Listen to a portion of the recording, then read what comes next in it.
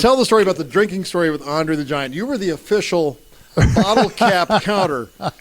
Well, I have to hear that. Kind of. Here, we're all staying at Caesar's Palace out in Las Vegas. The wrestling show that night is at Thomas Mack Center, 19,000 people for wrestling. So we're at Caesar's Palace about 9 o'clock in the morning. We had all flown in from different parts of the country, and there was, I think, 20 guys in the card that night, but there's 8 of us sitting in the Caesar's Palace in the bar right off the lobby. Well, the event manager, he comes in, real nice guy, young guy, about 30 years old, and we're all in there drinking Miller Lights, and he says, "I hear there's a beer drinking contest going on in here," and he was standing right behind me. I said, "You got that right." I said, "Here, Captain America, Dick Murdoch," I always call him Dirty Dick Murdoch. He challenged Andre to a beer drinking contest. Well, when did this start? I said, about 30 minutes ago. He said, I told him, I said, Murdoch told Andre that he could drink more beer than he could in an hour. That was the bet. That's how it all started. And Andre, well, he never turned down a bet. So the bartender there's 8 of us there, brings us all a beer. And back in those days, that was before twist-offs and stuff like that. So you had to use a bottle opener. And so an hour passes. I think Murdoch had drank 8 and Andre had drank 15. And I maybe drank 3 or 4. But this is the kicker. Andre's manager, Frank Valois, was 60 years old. Well, Frank had already drank 12 or 13 himself. He was a big guy, 6'4", about 350. Then it just continues. Well, the bartender had taken those little ice buckets, those little white ice buckets you have in the room. He took 8 of them and put them behind the bar, and every time somebody would have a beer, he'd take the bottle cap off and throw it in that little plastic container. Well, here now it's 7:30 at night. You've been drinking how long then? Well, from about 9 in the morning. Yeah. And 10 hours. Yeah, I mean, we're basket cases.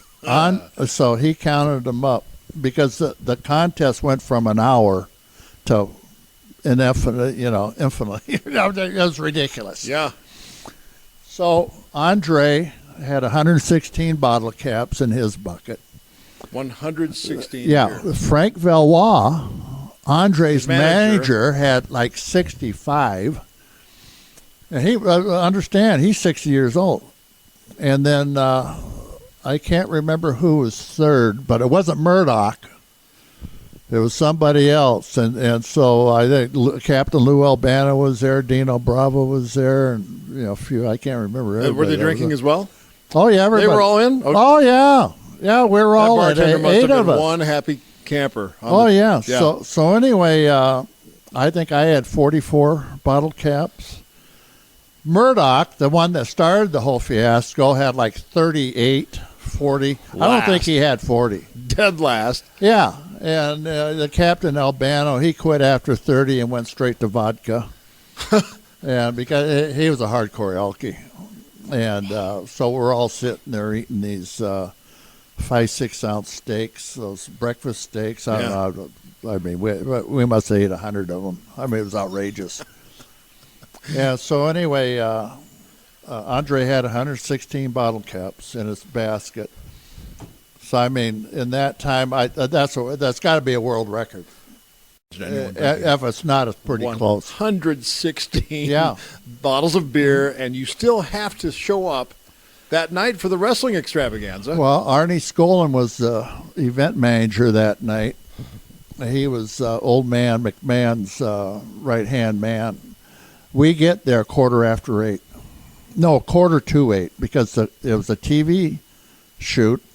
TV lights go on at 8 o'clock. We got there at 7:45. I mean, we were so stupid drunk. It was ridiculous. I mean, it was outrageous. So Arnie Scolin's going, "Now, where you guys been? Where you guys been? I heard that you guys were at Caesar Palace getting drunk." You're right. You're right. Andre's standing there. He's twice as tall as Scolin. He said, "Don't worry, boss. We're here. We're here, boss." Wow. Well, I had to wrestle Andre that night. Yeah. And So how'd that go? Oh my God. Arnie comes over to me because of TV time. You know, when it's live TV like that, you got to get X amount of minutes. He said, "Ken, you got to get over 16 minutes." I said, "Well, don't talk to me. Talk to Andre about it." And I said, "It's up to him, not me." So we go out there, and I went out first, and because I was a bad guy, and I got the 19,000 people whipped up in a frenzy. I mean, they were throwing chairs and everything else. I mean, they were going nuts. Typical wrestling crowd. Of course. And here comes Andre. And so he'd come up the ring. I'd rush the ropes. You know, I wouldn't let him in 3-4 times. This went on for 2 or 3 minutes. Finally, he gets in the ring. Then I jumped out. And every time I try to get in, he'd rush the ropes, you know. So it's the game of yeah. Let's play this up. Let's get 16 minutes. That's right. Of TV time. Let's kill some time. Right, here. right. And then we tied up. He throws me in, brings his leg, gives me the big boot. I take a bump over the top rope. I'm stumbling around there. I grab a chair, throw it in the ring. There's another 4 minutes gone. So now we got about 12, 13 minutes in. And we haven't really touched each other. You know. Yeah. People are going nuts. I mean, we almost had a riot. But it's all psychology. These guys that wrestle nowadays, they were never taught that type of psychology. Right. You know, they go out there and fly around like a circus act. But yeah. But we could take the people, have them sit down, have them jumping up out of their seat every 30 seconds. Boom, boom, boom. Have them going like a yo-yo. That's entertainment. That was entertainment. That's how you guys did it. That's what it is. That's how you it's built the entertainment. business. Yeah, absolutely. Right. It's the business. But